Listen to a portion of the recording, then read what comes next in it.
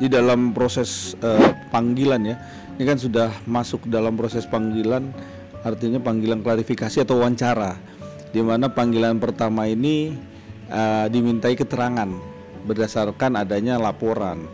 Nah, harusnya di dalam panggilan pertama ini Fadel bisa hadir.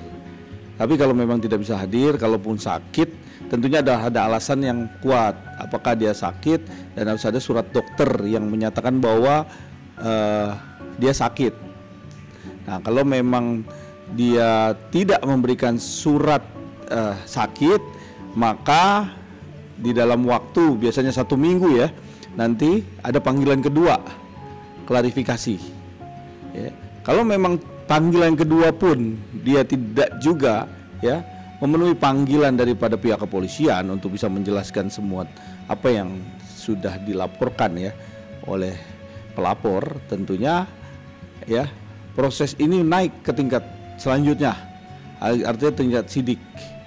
Nah, itu yang akan dilakukan oleh biasanya oleh penyidik ya untuk bisa mengembangkan kasusnya. Nah, ini semakin terang kan bahwa kasus ini orang ini dipanggil secara surat berkali-kali tidak hadir, ya tentunya polisi berhak untuk bisa menjemput nantinya seperti itu. Iya, artinya diberikan surat dan perintah membawa untuk bisa dimintai keterangan.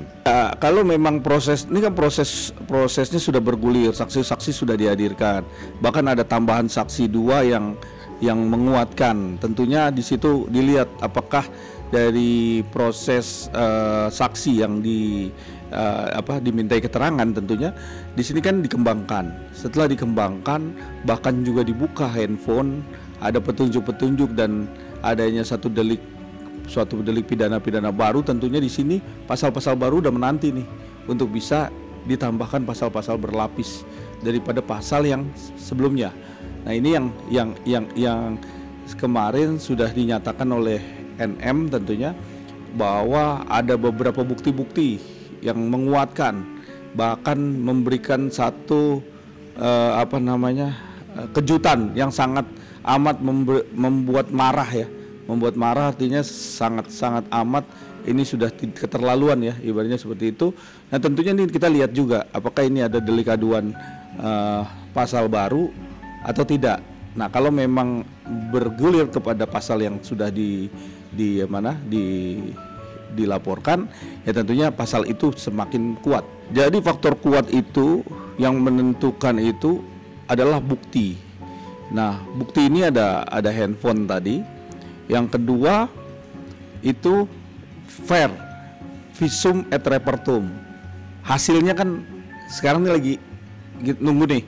Nah, ini kalau sudah ada dan memang sudah dilihat semakin kuat, maka ini meyakinkan pihak penyidik untuk bisa cepat melakukan tindakan proses selanjutnya, sehingga ini nggak terlalu berlama-lama kasus ini karena menjadi perhatian publik. Ya, tentunya kalau dari pihak rumah sakit, dari visum proses pemeriksaan kan ada beberapa pemeriksaan. Ada visum itu kan macam-macam visum tuh. Bisa kategori bagian bagian rahim, terus bagian dalam ya, kalau kita melihat dari segi kemaluan ya, kemaluan perempuan. Nah, itu kan dicek semuanya, itu dari mulai hormonnya, dari apa semua. Nah, itu nanti dicek semua. Nah, ini yang membutuhkan waktu lama. Itu biasanya paling cepat itu 2 minggu sebenarnya. Tapi kalau paling lama 1 bulan, biasanya bisa sampai 1 bulan karena memang itu harus dicek secara detail ya. Karena ini kan pasal yang dilaporkan ini kan pasal tentunya ini yang akan dibuktikan dari itu. Apakah ini ada pernah melakukan? Kalau pernah kan tentunya di sini ada petunjuk di dalam organnya Loli seperti itu. Ya, kalau di dalam proses laporan itu kan terlapor menyangkal, mengelak, bahkan dia tidak mengaku, itu memang biasa saja dalam proses laporan. Yang terpenting adalah bagaimana kita bisa ini kuat buktinya. Artinya bukti ini kalau dia tidak pernah melakukan nyata loli, dicek vernya atau visum et repertumnya memperkuat atau juga ada bukti yang kuat dari pihak kedokteran tentunya. Di sini juga nggak bisa ngelak dan memang harus mengakui itu dia melakukan itu. Tapi kalau memang tidak, ternyata memang tidak, tentunya tidak ada nih yang namanya pasal yang disangkakan juga tidak masuk di dalam situ kalau memang tidak terbukti gitu. Karena kan ini kan kita masih menunggu-nunggu nanti alat bukti yang cukup untuk bisa disangkakan. Walaupun sudah pernyataan itu sudah dilontarkan bahwa dia melakukan ya kan.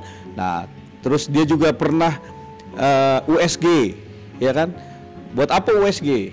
Fungsinya apa kan? Kalau USG ini kan harus ada sebab akibat daripada USG tersebut. Jangan ujuk-ujuk dia melakukan USG, apalagi ini anak di bawah umur.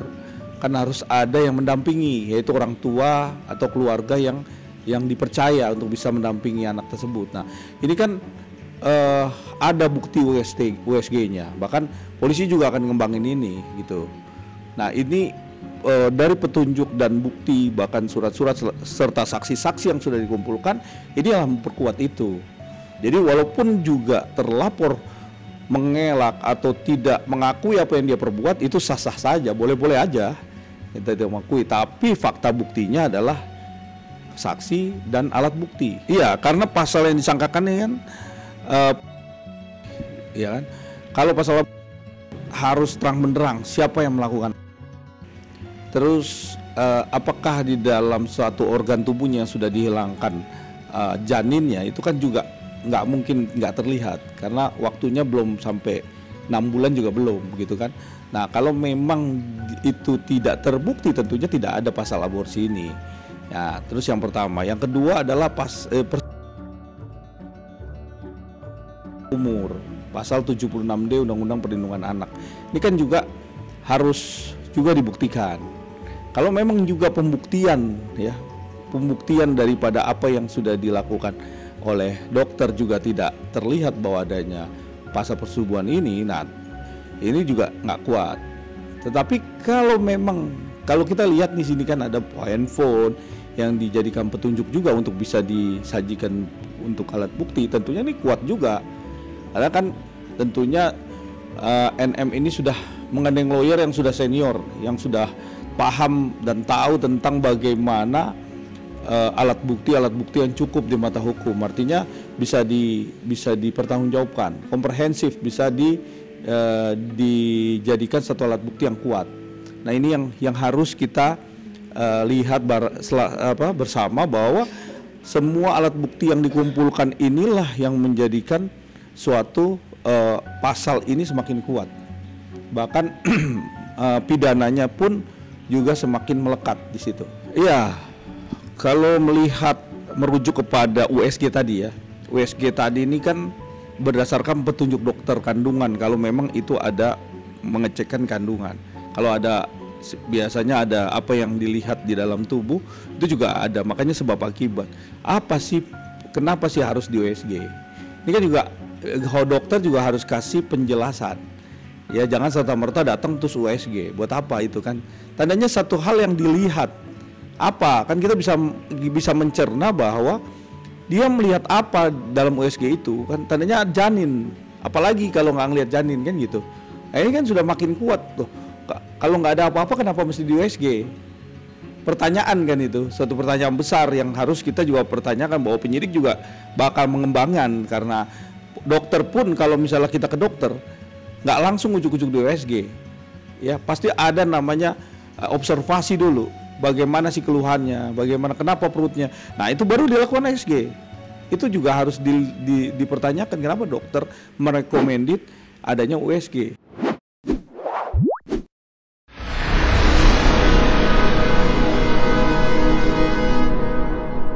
Jadi jangan lupa untuk subscribe Cumi Cumi. Ditekan ya tombol lonceng merahnya.